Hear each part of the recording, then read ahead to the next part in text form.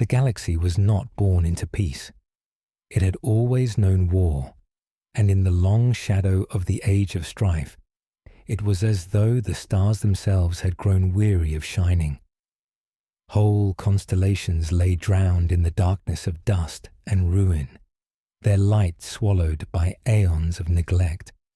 Across the void, the ruins of dead civilizations drifted in silence, crumbling megacities orbiting cold suns, the skeletal remains of fleets locked forever in the still embrace of the void.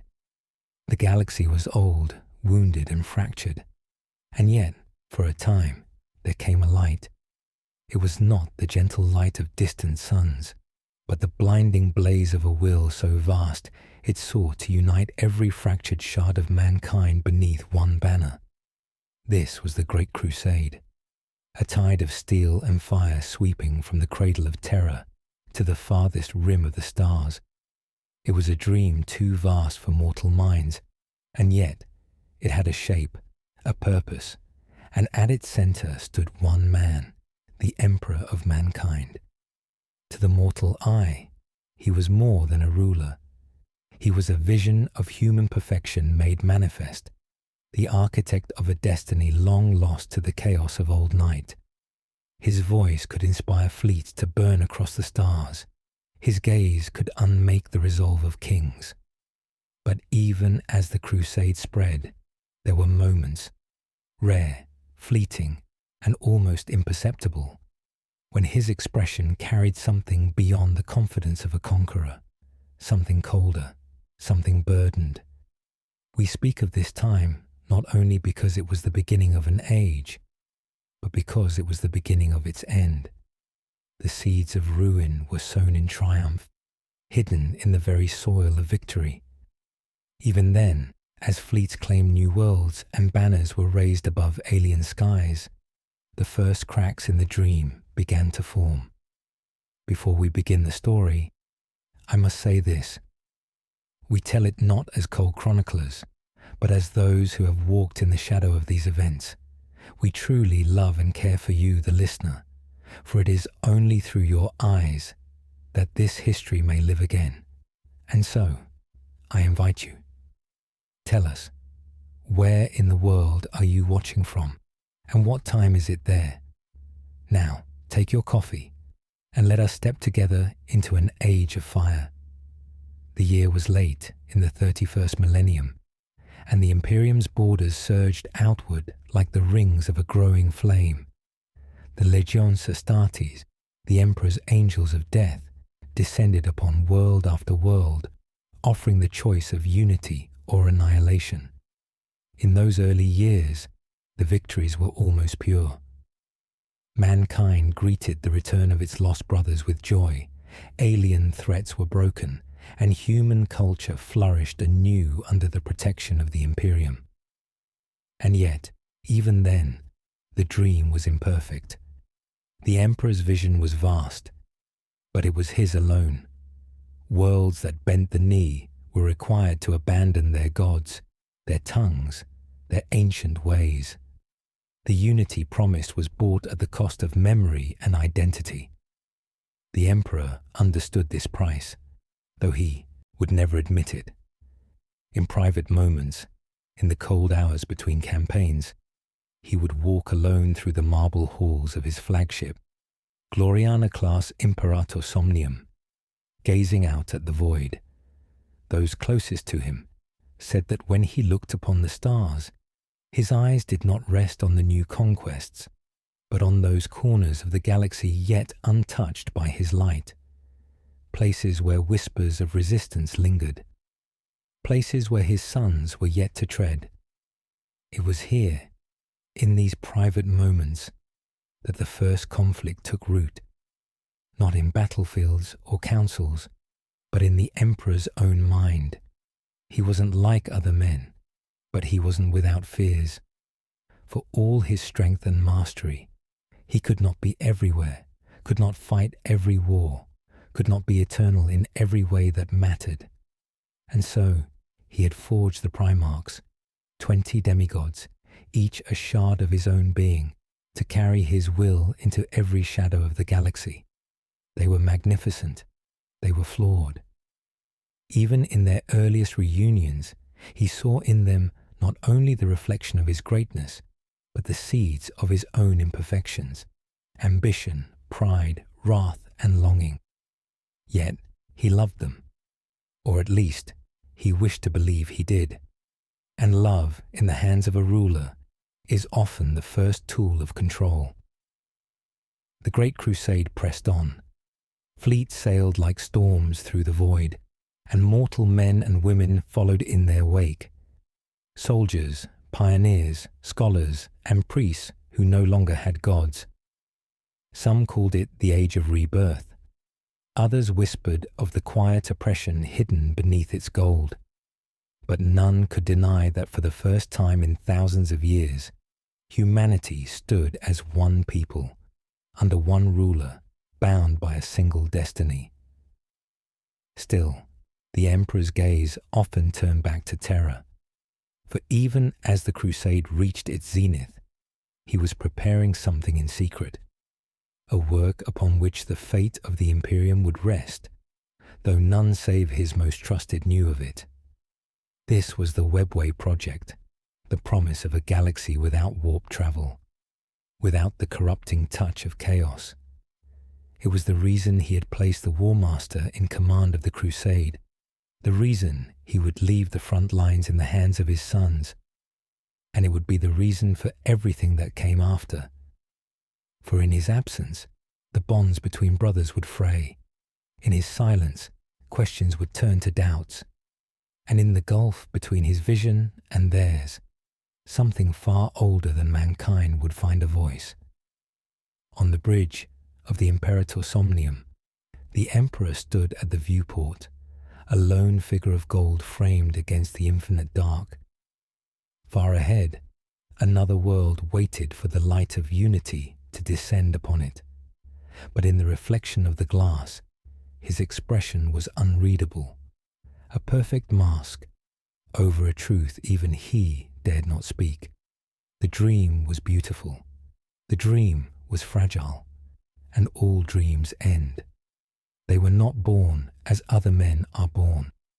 The Primarchs came into the galaxy as fragments of the Emperor's will, each one crafted to be a perfect weapon, a flawless leader, a son who would inherit a piece of his soul. Yet perfection, once shaped, cannot be caged.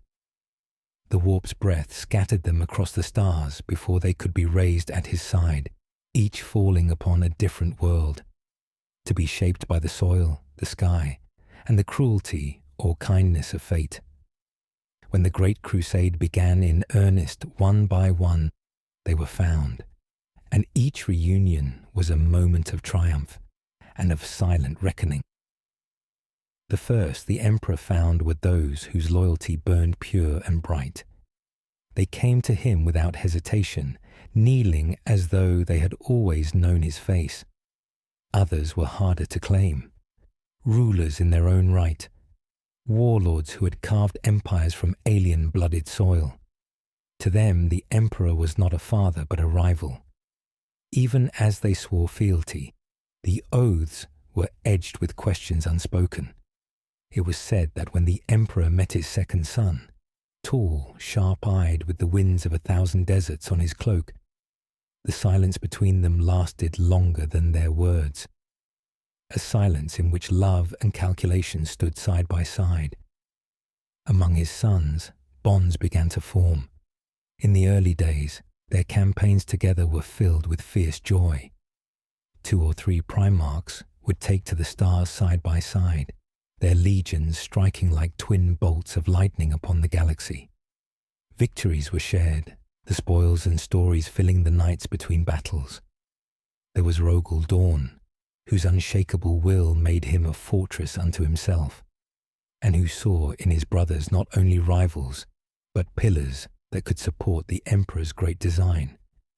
There was Jagatai Khan, the wind-born warrior, whose laughter in battle was as sharp as his blade. There was Sanguinius, angel-winged and radiant, whose very presence on a world seemed to lift the hearts of mortals and Astartes alike. But even in those days of unity, there were tensions that no celebration could dissolve. The Primarchs were not alike. Each was shaped by a different world, a different war, a different creed. Their loyalties were to the Emperor, yes, but also to the cultures that had raised them, the memories of the lives they had lived before his hand found them. In private councils, disputes began, not yet treachery, but sparks in dry grass. One Primarch would call for the destruction of a resisting human world, arguing that compliance meant nothing if its people clung to forbidden beliefs. Another would argue for patience, for the slow reshaping of minds rather than the slaughter of bodies. The Emperor's decisions, when he made them, were final. But his absence, even in those years, left room for rivalry to grow. It was Horus, favoured, charismatic, and closest to the Emperor's trust, who often bridged the gap between brothers. His words could still laughter from even the sternest of them, and his victories in the field were the kind that made loyalty feel inevitable. He fought alongside many, and, to each, he gave a fragment of the belief that the Crusade's dream was worth any price. But Horus himself, though adored, was not blind. He saw how the Emperor's gaze lingered too long on some sons, and not enough on others. He saw how love was measured not in the heart, but in the value of service rendered. In quiet moments aboard his flagship, he would stand alone at the viewport, much as the Emperor had done, and wonder what place he would truly hold in the Imperium when the last world was won. Among the mortal ranks, the Primarchs were gods. Their arrival on a world was legend made flesh, towering figures whose every word could determine the fate of billions. Mortals who served under them learned to revere their flaws as much as their virtues, for even wrath from such beings felt like the heat of the sun. Terrible, but life-giving. Yet the Primarchs themselves were not blind to the danger of such worship. Some embraced it. Some feared it. The Emperor never encouraged such veneration. To him, the Primarchs were tools, sharpened to cut through the galaxy's resistance. They were beloved tools, perhaps, but tools nonetheless.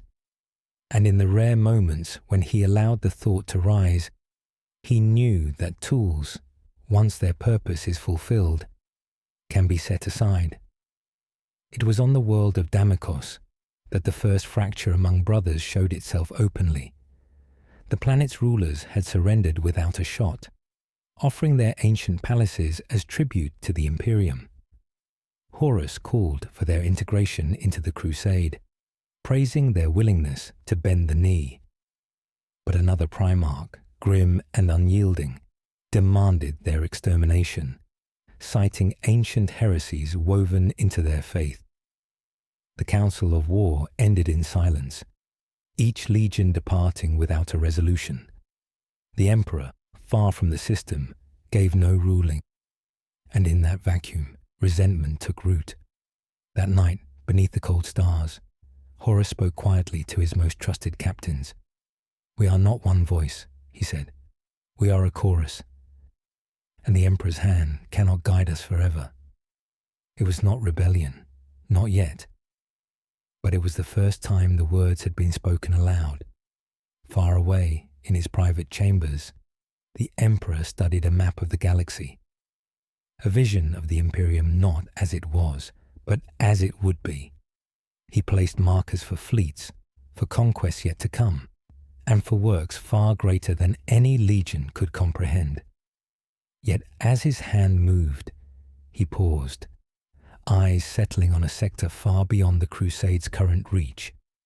It was there, in a place no Primarch had yet walked, that he felt the first shadow stirring.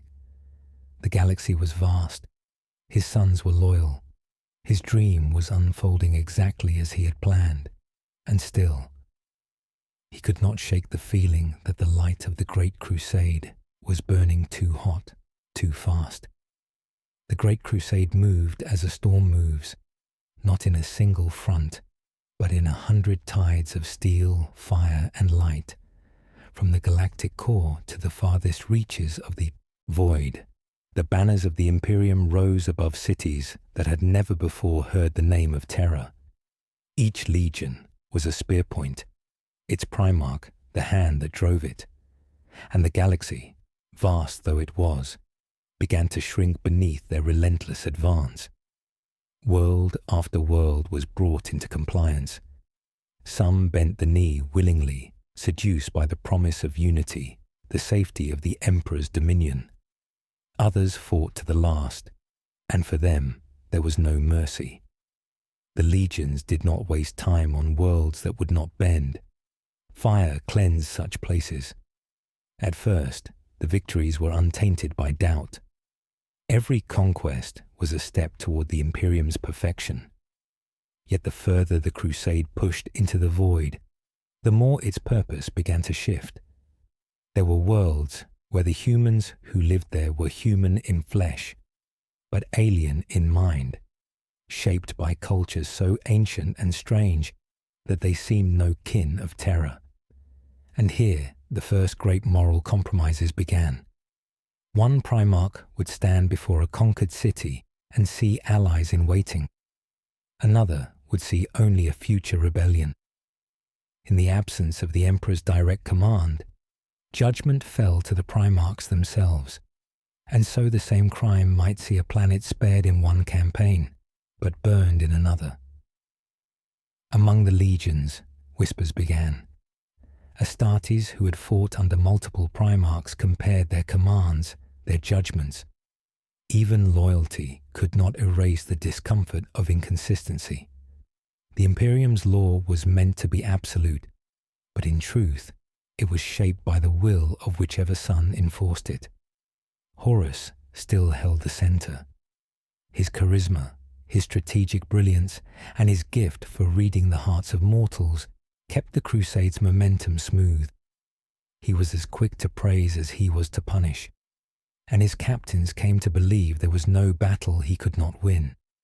Yet he also began to see the toll of the Crusade in ways the Emperor did not, or would not. He walked the ruins after compliance, speaking with the broken survivors. He listened to worlds that claimed to submit, but whose eyes burned with hate. He began to suspect that unity won by the sword was a unity that could never truly last. Others saw only the glory. Rogel Dawn built citadels of stone and steel on compliant worlds, fortresses that would hold the Emperor's law for millennia.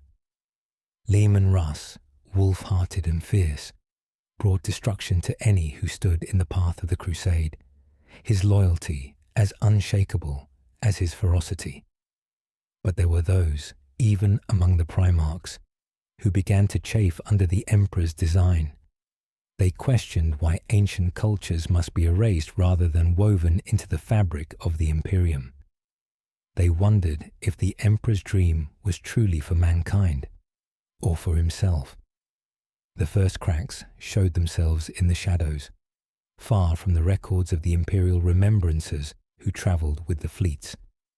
On the world of Cathor 9, 2 legions arrived within days of each other, one under the command of the Khan, swift and merciful, the other led by a primarch whose name would one day be cursed. The Khan saw a people worth saving, the other saw a threat worth erasing. The argument between them lasted hours. The killing lasted days.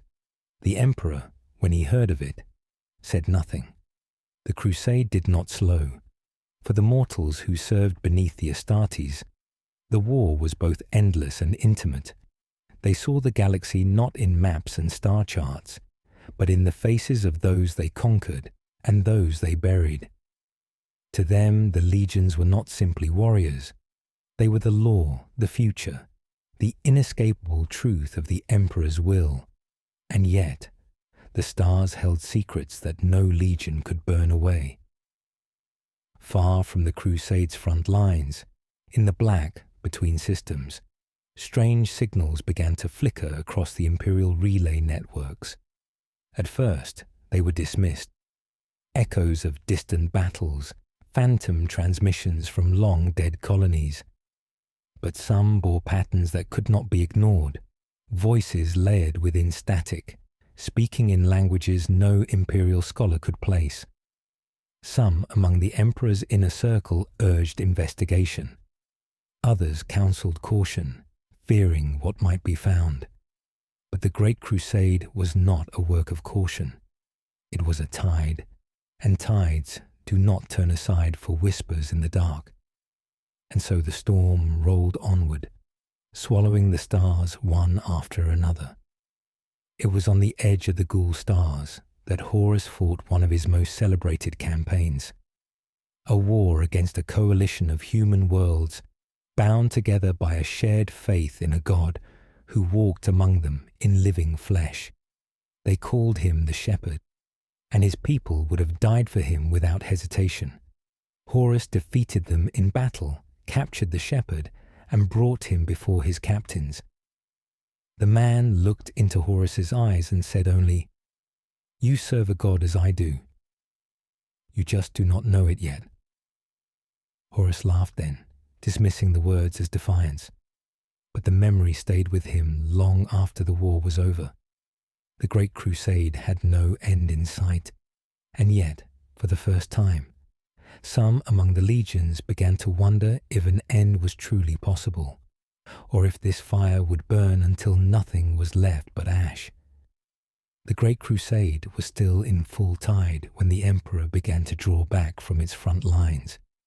At first, his absence was subtle. A campaign here fought without his presence, a treaty there signed in his name rather than by his own hand. But soon, whole sectors were conquered, without the Emperor's direct gaze. His place on the battlefield was taken by the War Master, Horus Lupercal, chosen from among all his sons to command the crusade in his stead. The appointment was announced with ceremony. The Primarchs gathered on Ulanor, that vast and blood-soaked plain where Orc empires had been shattered in a campaign of such scale it shook the galaxy. The victory feast lasted days, banners snapping in alien winds, the air still thick with the scent of battle. When the Emperor rose and named Horus War Master, the legions roared their approval. Even those Primarchs whose pride was stung could not deny Horus's brilliance. He was the most beloved of them all, the one who could speak to Astartes and mortal alike with equal ease, who could forge alliances with a word and shatter enemies with a glance. The Emperor spoke then of a new phase in his work. He would return to Terra, to oversee a project that would secure the Imperium for all eternity. The details, he said, could not be shared, even with his sons. It was a task of such magnitude and secrecy that only in silence could it be achieved. And with that, he left. In the early months, the crusade changed little. Horus led from the front, inspiring victory after victory. But without the Emperor's presence, the balance between the Primarchs shifted. Rivalries, once kept in check by their father's authority, began to sharpen. Leman Russ and Rogel Dawn clashed over the treatment of newly compliant worlds. The Khan vanished for months into the eastern fringe, chasing whispers of an empire untouched by the Imperium's reach. Perturabo's bitterness grew, convinced that his talents were wasted on sieges and garrisons rather than the grand strategies he believed he deserved. Horus felt these tensions and worked tirelessly to hold them together, yet he too began to feel the weight of the Emperor's absence. In councils where once the master of mankind would have spoken with absolute clarity, Horus now found himself making judgments that satisfied no one fully. He bore the crown of War Master with grace, but each decision left a shadow behind it. In the dark spaces between the stars, other forces moved. Traders and scouts spoke of worlds, where strange cults flourished, their symbols older than human memory. Astropathic relays carried faint screams woven into the background of their messages, and always, from beyond the borders of the mapped galaxy, came the sense of something watching. It was during this time that Horus began to hear of the warriors in shadow. At first, he thought them rumor, phantom legions spoken of by frightened planetary governors, forces that struck in the night and left nothing but ruin. But too many reports aligned. These shadow warriors fought in the name of the Imperium, yet none could say which legion they belonged to. Meanwhile, on Terra, the Emperor labored in secret. Even Malkador the Sigillite, his most trusted servant, revealed little. What was known was this: beneath the Imperial Palace, vast chambers were being hollowed from the bedrock. Miles-deep tunnels were dug, their walls inlaid with machinery of impossible complexity. Some among the Primarchs whispered that the Emperor's great work was a weapon. Others believed it a fortress against some unseen enemy. A few dared to suggest it was not for defense at all, but something far stranger. As the years passed, the absence became a wound. Some sons sought to earn the Emperor's notice with ever greater conquests. Others began to doubt his intentions. On Davin, the seeds of tragedy were sown. Horus led a campaign to bring the system into compliance. It was a straightforward mission, until an ancient and cursed world drew him down to its surface. There, among the swamps and the wreckage of forgotten wars, he would encounter a wound not of flesh, but of soul. But that would come later. For now, the crusade pressed onward, still victorious, still unstoppable. Yet beneath its surface, the cracks widened. The Emperor's throne on Terra was still empty. His sons, left to steer the storm, did so with skill, but also with growing resentment. And in the deep places of the galaxy, eyes that had watched for millennia began to turn toward the Imperium. The Great Crusade was not yet over, but already its ending had begun. The world of Davin was not marked on many star charts. It lay hidden among dying stars and fractured nebulae, a backwater of no great wealth or strategic value. Yet to Horus Lupercal, War Master of the Imperium, Davin held a significance that no fleet of 1,000 ships could match.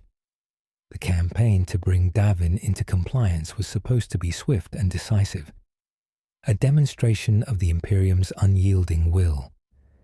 But as Horus descended onto its surface, beneath swirling toxic skies and through choking swamps, he was unaware that the very soil beneath his feet was steeped in shadows older than the Emperor's vision.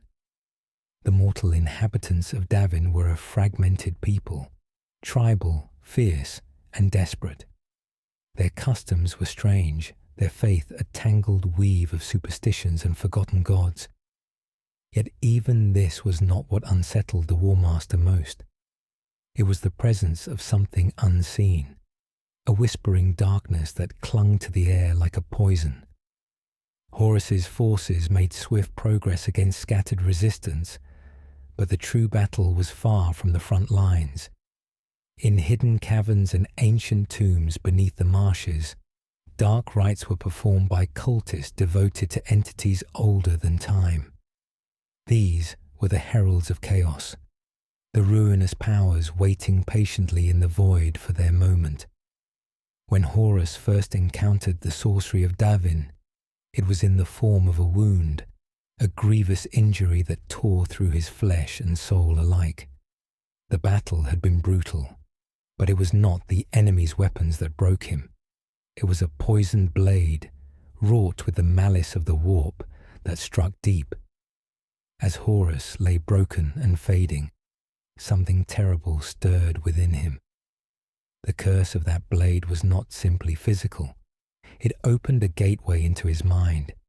into the hidden fears and doubts that the War Master had long kept locked away. It was in that crucible of pain and despair that the seeds of betrayal were sown. The Emperor, distant now upon Terra, was informed of Horus's injury with grave concern. A fleet was dispatched to retrieve their War Master, to heal him, and bring him back to the light of the Imperium.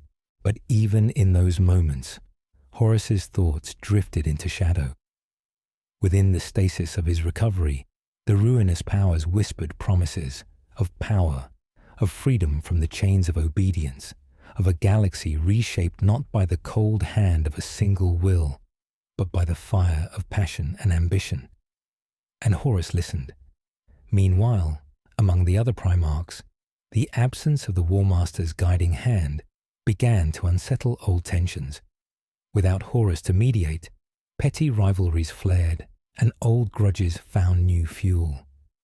In the halls of the Imperial Palace, the Emperor's Webway project continued, its purpose still shrouded in mystery, even to his most loyal sons.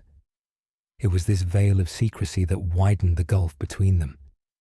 Some began to ask, if the Emperor withheld such power, what did he truly fear? On Davin, the cultists celebrated in the shadows, knowing that the spark they had ignited would soon become an inferno. The Great Crusade marched on, blind to the growing darkness within its own heart. Horus emerged from his healing not as the son the Emperor had known, but as something changed, more charismatic, more volatile, and bound by chains unseen. His first acts were of loyalty, but beneath the surface, the betrayal had begun. The flame that once united the legions flickered, and soon it would become a wildfire consuming all. Terra's skies, once clear and endless, now often bore the weight of unseen storms. Beneath the towering spires of the Imperial Palace, a hidden war was waged, not with weapons of mass destruction, but with secrets older than mankind's first steps into the stars. The Emperor's Webway project was no mere ambition of conquest. It was a defiance against fate itself, a rebellion against the warp and the ruinous powers who fed upon mortal souls. Yet, the project demanded sacrifices the galaxy could not yet comprehend. Few knew what lay beneath the palace. Labyrinthine tunnels woven with ancient machinery and arcane wards. Vast chambers hummed with biotransference engines and psychotronic fields, designed to carve a pathway through the warp without the corruption that had haunted humanity for millennia. Malkador the Sigillite, the Emperor's most trusted aide, walked these halls daily, his face carved with the strain of bearing knowledge no man was meant to hold. The Primarchs, despite their closeness to the master of mankind, were kept distant from the project's true purpose. Even Horus, the War Master, was kept in the dark, a silence that festered like a wound among the sons of the Emperor. Questions began to rise like poison in the veins of the legions. Why was the Emperor absent? Why was the War Master sent to war while the most vital work was hidden behind impenetrable walls? In whispers, some Primarchs speculated that the Emperor sought not salvation, but godhood, a fate to which even they might never ascend. The cracks deepened with each passing cycle. Angron, the red-haired warlord, raged against the bonds that kept him, chained to the Emperor's vision. Fulgrim, radiant and proud, found temptation in excess and perfection. Magnus the Red, whose psychic gifts were unmatched, reached out to touch the secrets that were forbidden, seeking understanding, but only courting disaster. Among mortals, the Adeptus Mechanicus labored alongside the Emperor's scholars, deciphering fragments of the ancient technology that pulsed beneath the palace. They whispered of a relic, the Heart of Terror, a machine so vast it could alter the very fabric of reality. Some believed it to be the source of the Emperor's power, Others feared it was a beacon to enemies unknown. Yet all this was shadowed by the growing rift between the War Master and his brothers. Horus, still bearing the scars of Davin, moved with a charisma sharpened by pain. He sought allies among those who doubted the Emperor's silence and questioned the cost of eternal war. The seeds planted on Davin began to sprout. Promises whispered by unseen gods tempted those already weary of endless campaigns. Loyalty frayed at the edges, replaced by ambition, resentment, and a yearning for freedom. In the great halls where the Primarchs once stood united beneath their father's gaze, now only ghosts of brotherhood remained. Each carried their own secret burdens, their own fears of what lay ahead. And in the depths of the imperial palace, the Emperor continued his work alone, his face unreadable, his mind a fortress against the darkness that crept ever closer. The Great Crusade marched onward, but beneath its shining banners, the web of secrets tightened, binding all to a fate none could yet foresee. The stars had never been so close, and yet the gulf between the Primarchs grew wider with every campaign. The unity forged in fire now cracked under the weight of unspoken fears and festering resentment. The galaxy was vast, but the shadows between brothers were darker still. Horus, once the golden hope of the Imperium, walked a path lined with whispers. His wounds on Davin had healed, but the corruption beneath the surface had not. The ruinous powers had whispered secrets of freedom and power, and those whispers carried a promise that echoed louder than the Emperor's silence. In council chambers and war rooms, old alliances splintered. Rogel Dawn, steadfast as the ramparts he built, saw the growing doubt among his brothers as a poison that must be rooted out or left to fester and kill the dream they had fought so hard to achieve. Leman Russ, the Wolf Lord, bared his teeth against those he saw as traitors in waiting, ready to hunt them down with fang and claw. Yet Horus sought not only war, he sought meaning. In the shifting tides of loyalty and ambition, he reached out to those who felt cast aside, who hungered for recognition beyond the Emperor's unreachable throne. It was on the world of Istvan III that the first great betrayal was laid. What began as a routine purge of rebels became a nightmare of blood and fire. Legions turned upon each other beneath storm-blackened skies, and the cries of brothers filled the air. The Emperor's absence was a wound that festered. Without his steady hand, judgment fell to men and gods, flawed by pride and fear. The shadows grew long, and the light of the Great Crusade began to falter. Among mortals, rumors spread like wildfire, whispers of traitors hiding in plain sight, tales of Astartes turning their weapons on brothers who had once bled side by side. The dream of unity shattered beneath the weight of ambition and wrath. Horus, now more than ever, stood at the center of the storm. His charm masked the turmoil within, a man torn between loyalty to a father who demanded perfection and a desire to remake the galaxy in his own image.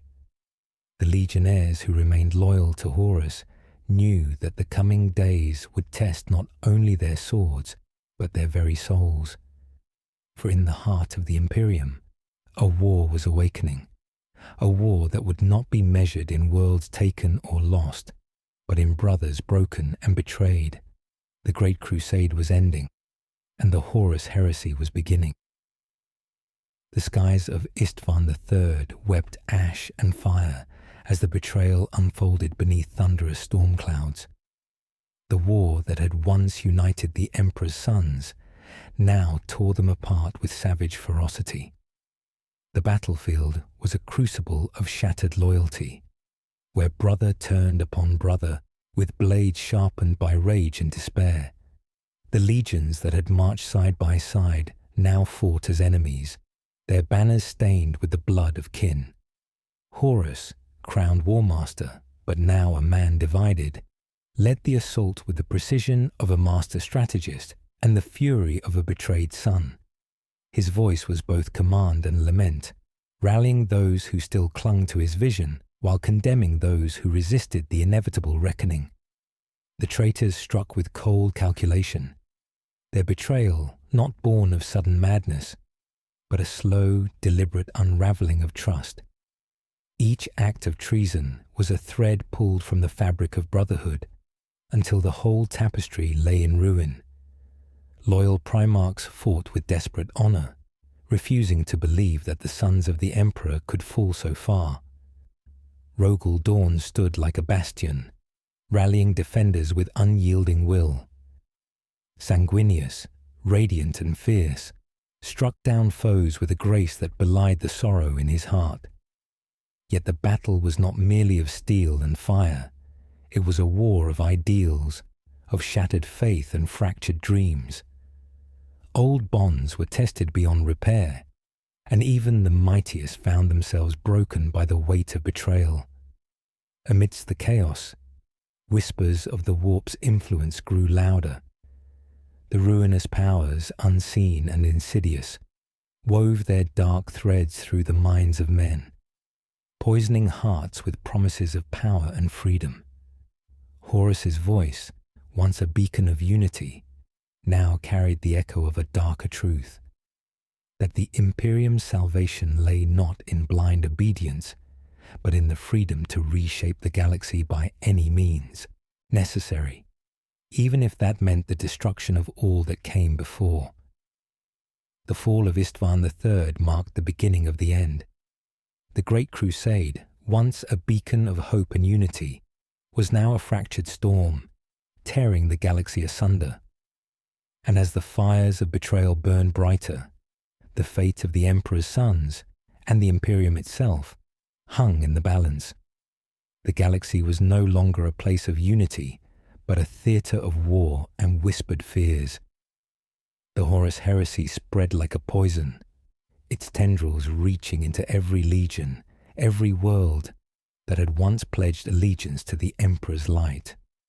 In the shattered halls of Istvan, the echoes of Brotherhood's fall lingered like ghosts. Survivors bore scars not only of flesh, but of spirit, their loyalty torn between grief and duty. Horus ruled with an iron will, but even he knew that the war was more than a battle of armies. It was a war of hearts and minds, of loyalties bent and broken beneath the weight of betrayal. The War Master's vision of a remade Imperium held a seductive promise: to free mankind from the cold grip of a distant throne, to cast off the shackles of obedience and reshape the galaxy through strength and will. Yet not all who followed Horus did so willingly. Some were drawn by fear, others by resentment, and a few by the terrible hope that the old order could be shattered and rebuilt anew. Opposing them stood the loyalists, primarchs and their legions bound to the Emperor's dream, fighting not just for victory, but for the survival of a future without ruin. Sanguinius, the angelic son, became a beacon of hope amid the darkness, rallying those who refused to yield. His grace inspired loyalty even in the face of overwhelming odds. But shadows grew deeper. Magnus the Red, tortured by his forbidden knowledge, sought a path to save his legion from destruction, even if it meant allying with forces beyond comprehension. The galaxy itself seemed to hold its breath as titanic battles raged across star systems. Each conflict bore the weight of history and prophecy, every choice shaping a future drenched in fire and sorrow. Amidst the chaos, the Emperor remained on Terra, silent, enigmatic, his gaze fixed upon the Webway project and the fate of all who would inherit his dream. The stars burned bright, but their light was fading, and in the growing darkness, the bonds that once held the Imperium together frayed to breaking. The galaxy groaned beneath the weight of war, Systems once bright with hope now lay broken, their skies choked with smoke and despair. The sons of the Emperor, once heralds of unity, were now warriors of ruin and sorrow. Horus's shadow stretched across star systems like a plague. His forces, bolstered by the zeal of betrayal and dark promises, carved a path of destruction that seemed unstoppable. Yet beneath his relentless advance, doubt gnawed at him, a whisper of regret hidden deep within his heart. The loyalist Primarchs rallied what forces they could, sanguineous, radiant and unyielding, stood as a pillar against the storm. Rogel Dawn fortified Terra's defences, preparing for the inevitable siege. Guilliman, tactical and resolute, sought to keep fractured legions from complete collapse. But the cost was terrible. Brother fought brother with fury born of betrayal and broken trust. The bonds of kinship shattered beneath the weight of ambition and despair. The Horus heresy was no longer a distant threat. It was the very soul of the Imperium tearing itself apart. In the void above Terra, titanic warships clashed, their broadsides echoing like thunder across the dark sea of stars. The Emperor's throne world became a fortress under siege, its fate intertwined with that of his sons and the future of mankind. Amidst this chaos, the Emperor prepared for a final gambit. His secret project, the Webway Gate, neared completion, a hope to shield humanity from the insidious horrors of the warp. Yet the price of its activation was unknown, a sacrifice that might cost everything. Horus's once golden light grew darker still, his path twisted by the ruinous powers who promised dominion but demanded ruin. His final descent into betrayal was near. The Great Crusade had become a great war, a tragic tale of heroes fallen and empires shattered. And in the silence between the battles, only one truth remained certain. The end was coming. The golden spires of Terra, once symbols of the Emperor's unyielding will, now stood scarred beneath endless skies choked with smoke and flame. The greatest war in human history had come to the throne world itself, a brutal siege that would decide the fate of the Imperium. Horus, the War Master turned traitor, commanded the forces of rebellion with ruthless precision. His fleet blotted out the stars, a black tide swallowing the light of the sun. Legions loyal and broken clashed in orbit, their war cries ringing like thunder through the void. Within the Imperial Palace, the Loyalists prepared for a defense unlike any before. Rogel Dawn's fortifications held fast, a fortress of stone and spirit resisting the coming storm. The Emperor's sons, torn between brotherly love and bitter enmity, faced each other across battle lines, warriors bound by blood and betrayal. Sanguineous, angelic and radiant even in the darkest hour, fought not only with blade and fury, but with a hope that refused to die. His heart bore the weight of knowing the cost, the sacrifice that would be demanded by the coming dawn. Across the city streets of Terra, the common citizens and the Adeptus Custodes stood together, guardians of a dream now crumbling under the weight of war. The siege was not only of armies, but of wills, the very soul of humanity torn asunder by conflict. In the shadows of the palace, secret machinations unfolded.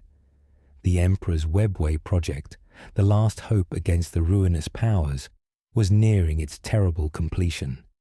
Its activation promised salvation, but at a cost none could yet measure. Horus's voice echoed through the void, a summons to surrender, to cast off the chains of servitude and embrace a new order. His words were laced with the seduction of power, but beneath them lay the cold truth of annihilation. The battle for Terra was more than a war. It was a reckoning of loyalty and betrayal, of sacrifice and loss. And as the siege tightened, The fate of the Emperor, his sons, and the galaxy itself hung in the balance. The walls of terror bore scars deeper than stone could show. Fires raged through the towering citadels, and the cries of the fallen echoed beneath skies turned black by smoke and sorrow.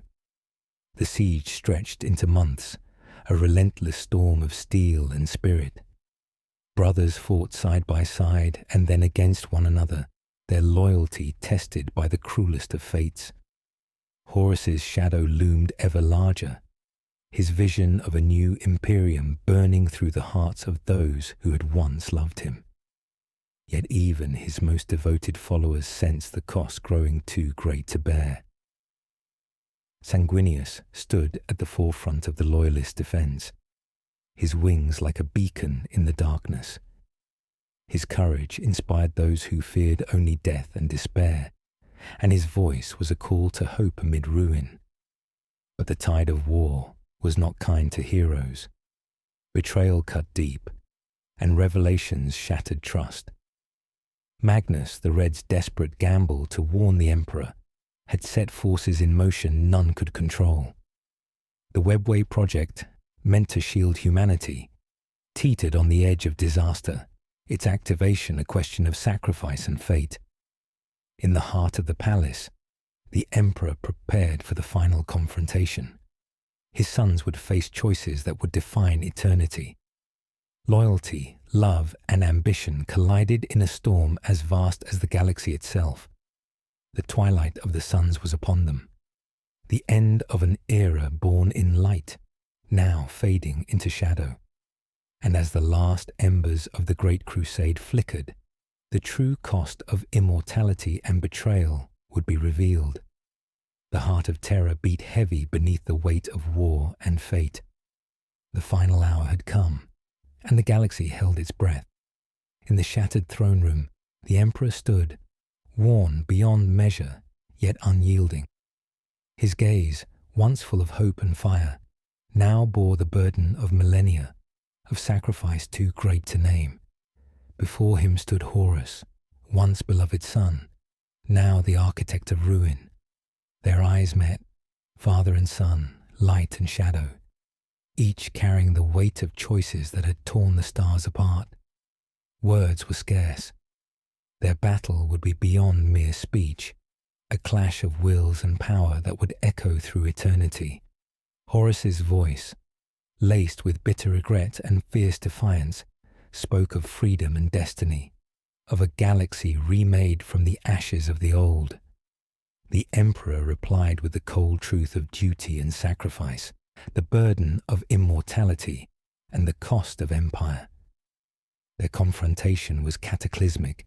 Storms of warp energy shattered the very foundations of the palace. Time itself seemed to fracture as father and son clashed in a war beyond mortal reckoning. Around them, the fate of the Imperium hung by a thread. Loyalists fought desperately to hold the gates, while the traitors pushed to the brink of victory. In the final moments, the Emperor's judgment fell swift and terrible. Horus was defeated, but at a cost that would haunt the galaxy for millennia. The victory was hollow. The throne was shattered, the Emperor broken and imprisoned within the Golden Throne, his body a tomb, his soul tethered to the survival of humanity. The Great Crusade ended not with glory, but with sacrifice and loss beyond reckoning. The suns were scattered, the legions fractured, and the galaxy left to tremble beneath the shadow of the heresy's price. The stars above terror burned cold and distant, witnesses to a galaxy forever altered. The echoes of war resounded through the void, silent screams etched into the fabric of space and time.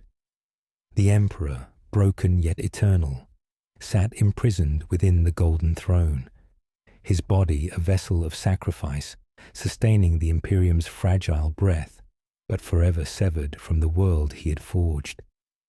The legions were shattered, their banners torn and their loyalties fractured beyond repair.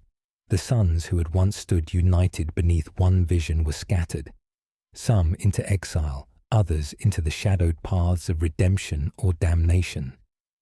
Horus, the War Master, was dead, but his legacy burned like a wound that would never heal. The galaxy trembled beneath the weight of his betrayal and the cost it exacted. On Terra, the Adeptus Mechanicus toiled to repair the scars of war and maintain the fragile balance of power. The Webway project remained incomplete, a monument to dreams deferred and dangers yet unknown. Among the surviving Primarchs, grief and rage mingled with a resolve hardened by loss. Guilliman took up the mantle of leadership, seeking to rebuild the Imperium from the ashes, but always with the shadow of the heresy lurking behind every decision. The age of the Great Crusade had ended. In its place rose an era of vigilance and sorrow, an Imperium forever haunted by its own sins and the cost of immortality. And through the endless night, the question lingered. Could humanity endure, or was it destined to fall beneath the weight of its own making? The Imperium stood on the edge of eternity, a fragile monument to a dream both grand and broken. The Emperor, once the unyielding heart of mankind's glory, was now a silent sentinel. Enshrined within the golden throne, he burned endlessly, not alive, yet never truly dead. A beacon in the darkness, his sacrifice kept the tides of the warp at bay, but at a cost no mind could fully comprehend. The great palaces lay in ruins, the banners of lost legions torn by the winds of war. The sons who had once shed blood and purpose were scattered, some lost to madness, others to exile, and a few to shadows deeper than the stars. Guilliman, the avenging son, rose amidst the ashes. His resolve was iron, but his heart bore the weight of all that had been lost. He sought to rebuild not just an empire, but the fragile hope that once ignited humanity's stars. Yet the cost of immortality, the endless wars, the betrayals, the sacrifices, etched scars too deep to ever truly heal. The Emperor's vision, radiant and terrible, had come at a price that echoed through every soul. Across the galaxy, dying suns cast long shadows. The age of heroes was over, replaced by an era of vigilance, sacrifice, and ceaseless struggle. And as the last light flickered, the Imperium endured, not because it was perfect, but because it was born of unyielding will. For in the vast darkness, amidst ruin and loss, humanity's flame still burned. And so the story ends, not with a quiet fade, but with a promise that even in the deepest night, the last light can never be fully extinguished.